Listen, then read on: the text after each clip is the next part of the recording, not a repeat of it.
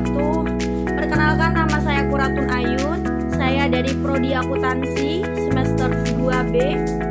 Di sini saya akan menyelesaikan tugas individu saya dari mata kuliah pengantar aplikasi komputer untuk menyelesaikan tugas presentasi secara individu dengan tema inovasi bisnis. Pada kali ini dosen pengampu kami yaitu Bapak Indrawan MED. Terima kasih sebelumnya. Selamat menonton dan menyaksikan yang sudah saya buat. Baiklah, di sini kita langsung saja masuk pada judul materinya, Masa Depan Pembayaran Digital dengan tema inovasi bisnis pada mata kuliah pengantar aplikasi komputer dengan nama Quratun Ayun NIM AK 2402031. Oke, langsung saja kita masuk pembahasannya. Pendahuluan. Nah, perkembangan teknologi telah mengubah cara manusia melakukan transaksi dari menggunakan uang tunai hingga kini beralih ke pembayaran digital yang cepat dan praktis. Munculnya berbagai platform digital memungkinkan masyarakat melakukan pembayaran hanya dengan beberapa sentuhan di layar ponsel. Jadi teman-teman semua, dengan keadaan kita yang sekarang ini sangat memudahkan kita semua ya teman-teman semua. Jadi ketika kita ingin melakukan transaksi dari kejauhan dari tempat ke tempat, itu sangat mudah teman-teman semua. Sudah banyak berbagai layanan yang disediakan.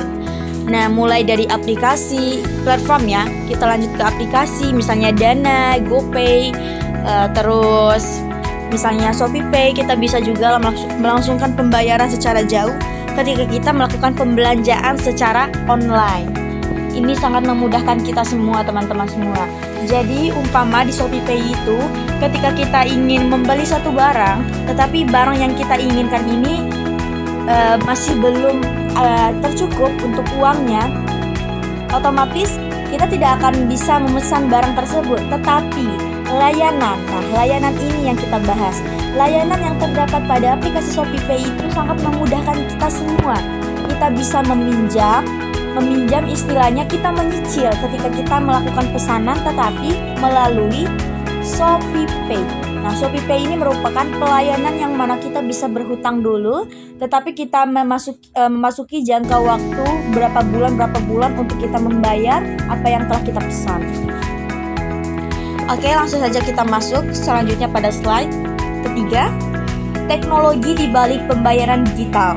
Nah, teknologi ini memungkinkan transaksi dilakukan dengan cepat, akurat, dan aman tanpa perlu uang fisik. Nah, tanpa perlu uang fisik ketika sudah ada modal di dalam platform seperti aplikasi yang sudah saya sebutkan tadi. Nah, inovasi ini terus berkembang untuk menciptakan pengalaman pengguna yang lebih efisien dan ramah pengguna, termasuk integrasi dengan perangkat seperti jam tangan pintar atau bahkan pembayaran menggunakan pengenalan wajah dan suara. Jadi, di sini ada 3 teknologi di balik pembayaran digital yang dimaksud, yaitu yang pertama yaitu sistem pembayaran kini dilengkapi fitur keamanan biometrik seperti sidik jari atau pengenalan wajah. Jadi teman-teman semua, ketika kita menggunakan suatu aplikasi teman-teman semua, itu sudah terverifikasi oleh istilahnya terverifikasi kebenarannya bahwa ini memang merupakan terverifikasi Bank Indonesia karena aman untuk digunakan. Dan untuk mengamankan keamanan dari platform yang kita gunakan, aplikasi yang kita gunakan itu, maka fitur yang sudah disediakan itu menyediakan biometrik seperti sidik jari dan pengenalan wajah agar tidak bisa disalahgunakan oleh orang lain. Nah, itu ya yang pertama teman-teman semua. Jadi yang kedua yaitu enkripsi, melindungi data transaksi agar tidak bisa diakses oleh pihak yang tidak berwenang. Artinya, enkripsi ini merupakan suatu data yang mana transaksi kita itu tidak akan diketahui oleh orang lain.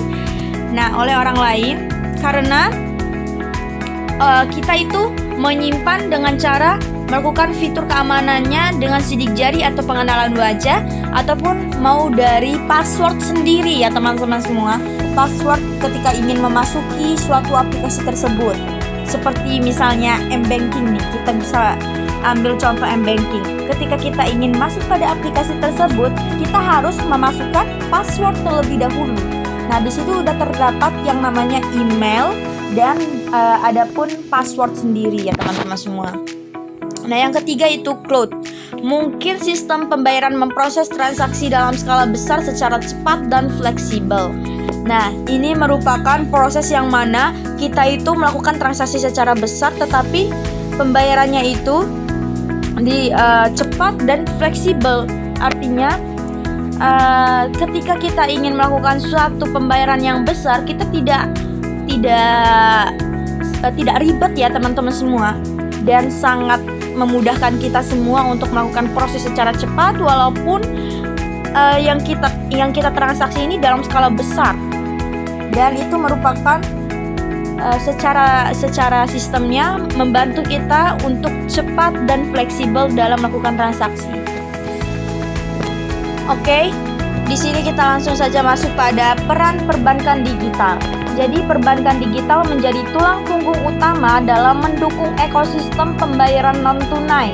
Nah, bank kini menghadirkan layanan berbasis aplikasi. Nah, aplikasi sudah saya bahas sebelumnya, yang memungkinkan nasabah melakukan berbagai transaksi keuangan secara real time tanpa harus datang ke kantor cabang. Nah, sudah disediakan aplikasi ya teman-teman semua. Ketika misalnya nih ya teman-teman semua, kita membuat tabungan, tetapi ketika kita ingin memasukkan modal atau uang di tabungan kita itu, kita tidak repot-repot teman-teman semua. Sudah ada M-Banking tadi, kita bisa melalui M-Banking yang sudah tersedia, seperti tadi aplikasinya. Tidak perlu kita ke kantor cabangnya untuk memasukkan uang ke tabungan kita, ke ATM kita. Lanjut saja pada slide keamanan dalam pembayaran digital. Jadi, salah satu aspek penting dari pembayaran digital adalah keamanan data pengguna. Nah, teman-teman semua, aspek penting dari pembayaran digital itu yaitu keamanan datanya. Jika keamanan data ini tidak terkontrol, tidak bisa dienkripsi atau istilahnya tidak bisa aman dalam penggunaan, maka itu akan membuat nasabah ataupun orang yang menggunakannya ini ribet, riweh. Nah, salah satu aspek yang pentingnya itu dimasukkanlah keamanan data pengguna untuk melindungi semua data-data yang sudah tertera, seperti KTP kita ketika kita ingin melakukan verifikasi, agar bisa melakukan proses sesuai dengan SOP yang sudah ada pada aplikasi tersebut. Nah, sistem pembayaran digital menggunakan enkripsi, autentikasi 2 langkah. Oke, kita lanjut ya teman-teman semua.